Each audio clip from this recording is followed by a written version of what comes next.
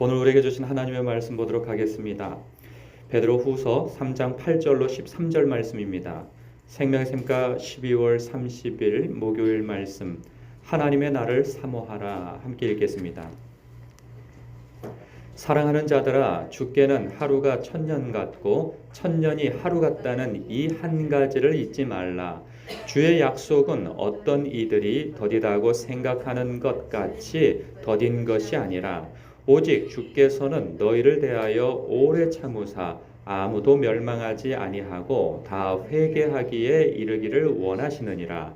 그러나 주의 날이 도둑같이 오리니 그 날에는 하늘이 큰 소리로 떠나가고 물질이 뜨거운 불에 풀어지고 땅과 그 중에 있는 모든 일이 드러나리로다.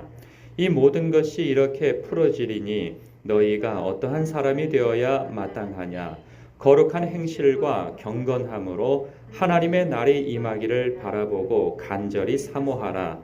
그날에 하늘이 불에 타서 풀어지고 물질이 뜨거운 불에 녹아지려니와 우리는 그의 약속대로 의가 있는 곳인 새 하늘과 새 땅을 바라보도다. 아멘.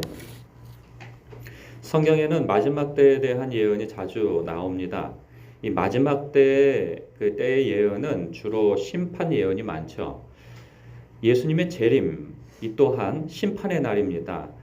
10절에 보면 주의 날이라고 이렇게 소개가 되어져 있어요. 그러나 주의 날이 도둑같이 오리니 그날에는 하늘이 큰 소리로 떠나가고 물질이 뜨거운 불에 풀어지고 땅과 그 중에 있는 모든 일이 드러나리로다. 그러죠. 심판이라는 이 어떤 주제를 담고 있어요. 이 심판이라는 단어가 주는 어감이 참 두려움을 자아내곤 하죠. 그러나 성경이 심판을 언급할 때에는 그 목적이 궁극적인 목적이 두려움이 아닙니다.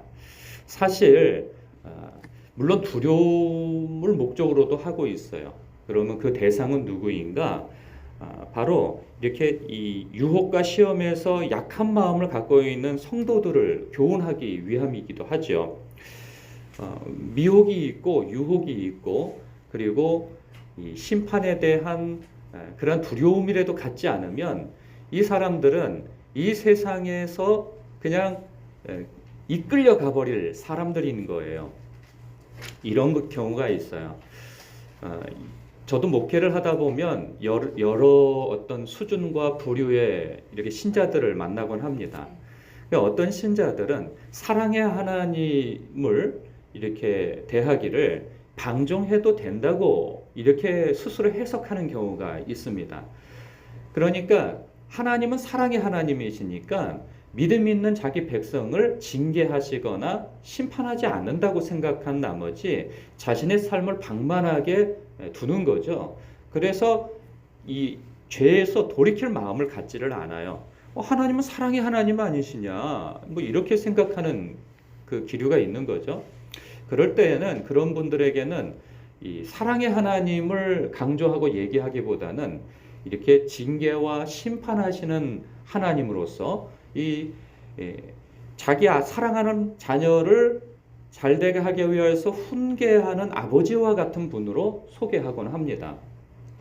그렇지 않고 계속 사랑의 하나님이시니 기다리십니다, 용서하십니다. 이런 말로는 그런 사람들의 삶이 돌이켜지지가 않죠. 그럴 때에는 좀 강하게 이야기하곤 합니다. 근데 또 반면에 이렇게 또 처음 신앙생활 할 때부터 이 율법주의적 신앙으로 이렇게 길들여진 사람들이 있어요. 하나님을 생각할 때 이렇게 두려운 하나님. 그러니까 그런 분들은 대개 이렇게 어렸을 때부터 무서운 아버지상을 경험했던 경우들이 많습니다. 그럴 때면 아버지는 늘 엄하고 말씀이 없으시고 뭘 잘못하면 호되게 혼을 내시고 하는 그런 분으로 이렇게 살아오다가 하나님을 아버지라고 부를 때 그 자신의 육신의 아버지와 하늘의 하나님이 이렇게 오버랩되는 거죠. 그렇게 해서 마치 육신의 아버지처럼 하나님을 대한 나머지 하나님은 두려운 하나님, 만나기만 하면 나를 이렇게 좀 못마땅해 바라보시다가 뭘 잘못한 거 있으면은 탁 집어가지고 그냥 훈계하고 혼내는, 호되게 혼내시는 그러다 나중에는 어쩌면 지옥으로 던져버릴지도 모를 그런 무서운 하나님으로만 생각하죠. 그러니까 신앙생활에 자유함이 없고 늘 눈치 보는 신앙생활을 합니다. 그래서 내가 혹시라도 버림받을까 싶어가지고 아주 열심을 내죠. 그러니까 참 신앙이 피곤합니다. 그런 분들에게는 사랑의 하나님을 강조하죠. 그렇지 않으면 늘 그렇게 이렇게 율법주의적 신앙으로 길들여져 가니 말입니다. 마치 그런 것처럼 신앙에 있어서 좀 하나님에 대한 이해 부족 그리고 연약한 신앙을 가지고 있는 사람들에 대하여서는 그날 주의 날은 심판의 날로 이해되어지는 것이 사실 마땅합니다. 그렇지 않으면 자신의 삶을 돌이킬 여지를 갖지를 못하니 말입니다. 그러나 궁극적 목적은 거기에 있지 않아요. 거기에 있지 않고 위로와 격려가 그 목적이에요. 이 대상이 누구냐 하면 하나님, 그러니까 예수 그리스도를 그 마음으로 믿고 입으로 시인하고 그 삶 속에서 여러 가지 시험과 시련이 있지만 신실하고 충성되게 그 믿음 생활을 하는 그 성도들을 격려하고 위로하기 위함인 거죠. 그들은 무엇을 바라보고 살겠어요? 죽어라 하면서 그렇게 인내해야지, 버텨야지. 이런 것으로 버텨지는 게 아니고 의지로 버텨지는 게 신앙이 아닙니다. 그 신앙은 하나님께서 너희를 택하셨다. 그 크신 하나님이 너희들에 대한, 당신들에 대한 이 새 소망을 변하지 않고 더럽혀지지 않고 쇠하지 않을 그 소망을 간직하고 계신다. 그것이 뭐냐? 영생이다. 그리고 마지막 때 예수님께서 오시는 그때에는 모든 세상이 심판을 받을 것이나 신실한 그리스도로 옷 입혀지고 신실한 삶을 살았던 성도들에 대해서는 칭찬과 영광과 존귀가 있을 것이다 하는 것을 바라보게 하는 거죠. 그것이 바라봐질 때 오늘의 삶을 힘있게 살 수 있는 것입니다. 이 마지막 때에 대한 이 예언은 두려운 날이 올 것이니 피해야 한다. 이런 의미에서 주는 것이 아닙니다. 그러니까 주님의 때가 가까이 왔으니까 우리가 뭐 직장 생활도 그만두고 가정 생활도 돌아보지 않고 이웃과의 관계에 있어서 책임도 돌아보지 않고 그저 그냥 수도원이나 교회나 그 어디 기도원이나 이런 데 그냥 딱 박혀가지고 주님 오시는 날까지 말씀 읽고 성경 읽고 예배 드리고 이러라고 이 마지막 때에 대한 말씀을 주신 것이 아니라 말이죠.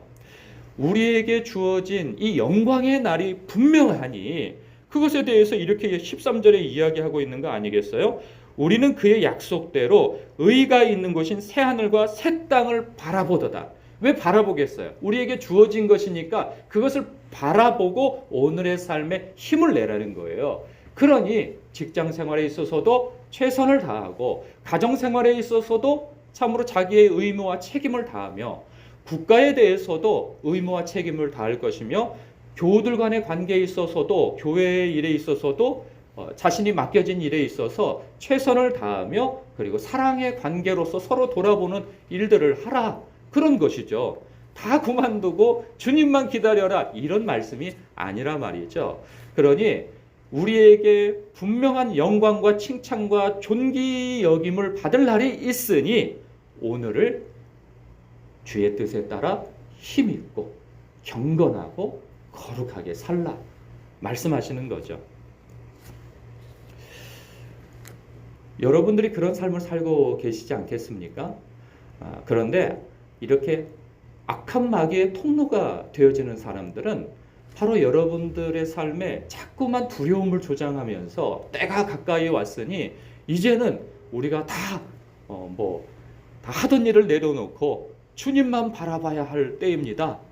이게 또 절반은 맞고 절반은 틀리는 이야기인 거죠. 마치 위조 지폐와 같이 한 면만 인쇄가 되어지고 뒷면은 인쇄가 안 되어진. 마음으로서는 세상, 육신적인 삶을 내려놔야 되는 거죠.